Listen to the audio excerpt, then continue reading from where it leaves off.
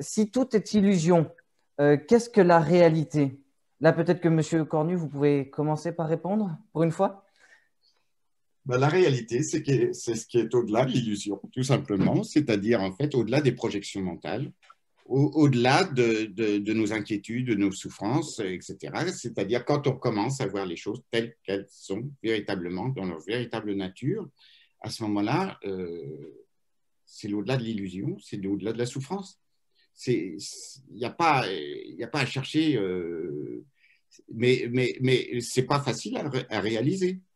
Donc, il faut travailler sur son propre esprit, effectivement. C'est-à-dire regarder son esprit. Qu'est-ce qu'on fait quand on médite? C'est pas qu'on rentre en soi égotiquement pour regarder son nombril. C'est pas ça.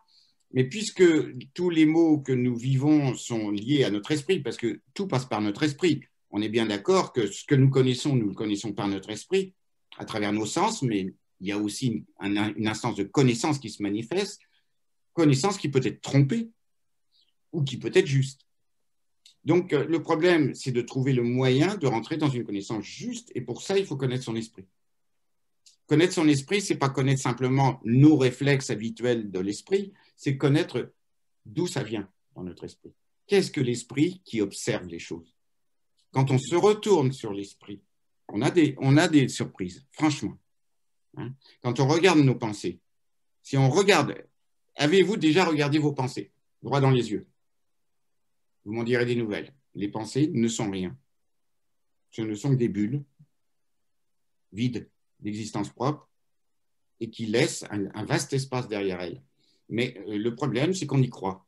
Et quand on croit aux choses, eh bien, on leur donne une certaine solidité, une certaine réalité. On peut aller jusqu'à haïr quelqu'un et aller jusque le tuer parce qu'on croit que cette personne est mauvaise pour nous. C'est dans notre pensée que c'est né. Et on a tricoté tout un scénario invraisemblable à partir de cette croyance. Et c'est comme ça qu'on crée la souffrance. Donc, voilà, aller au-delà de cette souffrance, aller au-delà et être dans la réalité absolue, ben c'est comprendre que tout ça n'a pas de consistance réelle, mais qu'on l'alimente habituellement par nos peurs, par nos frayeurs, par nos croyances, etc., qui sont complètement fausses. On est à côté de la plaque, encore une fois. Un Merci, Monsieur martien. Cornu. Merci, Monsieur Cornu. Monsieur Leroux, est-ce que vous auriez une réaction peut-être? Alors, Une réponse?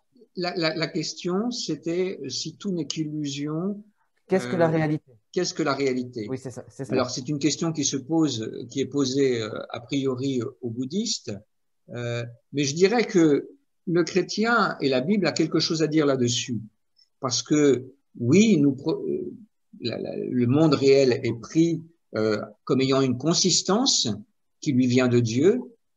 Moi, en tant que physicien, je trouve une cohérence entre ma recherche dans les lois de la nature et ma recherche en Dieu. Et quelque part, dans la recherche des lois de la nature, j'essaye de trouver justement cet ordre que Dieu a mis en œuvre. Il y a une parole qui dit que la gloire de Dieu, c'est de cacher les choses. La gloire des hommes, c'est de trouver les choses. Donc, voilà. Mais je dirais que je voudrais inviter quand même à dire que c'est en Dieu qu'est la réalité. Et des fois, en tant que chrétiens, nous pouvons nous arrêter à la réalité du temps présent. Nous ne nous ennuierons pas dans l'éternité, parce que nous serons dans la réalité. Mm-hmm. Et l'apôtre Paul disait, il était en prison, deux choses se présentent à moi. Je vais peut-être mourir ou je vais peut-être être libéré. Et le mieux pour moi, ça serait de rejoindre le Seigneur, parce que je rentrerai dans la réalité. Mais dans notre réalité présente, tout ce que nous faisons, même si elle a sa part de vanité, tout ce que nous faisons a un impact éternel. Et notre réalité présente est à prendre, on ne peut plus au sérieux, en attente de la réalité qui est en Dieu. Alors, il y a parfois des incompréhensions hein, dans les questions qui sont posées. Par exemple, s'il n'y a pas de richesse, il n'y a rien à partager, mais on n'a pas parlé qu'il ne fallait pas qu'il y ait de la richesse, mais la richesse, c'est la prospérité de tous. C'est pas la richesse de quelques-uns qui accaparent un bien et qui prétendent en fait régir le monde. Donc il faut comprendre les choses d'un point de vue évangélique aussi à ce moment-là, véritablement.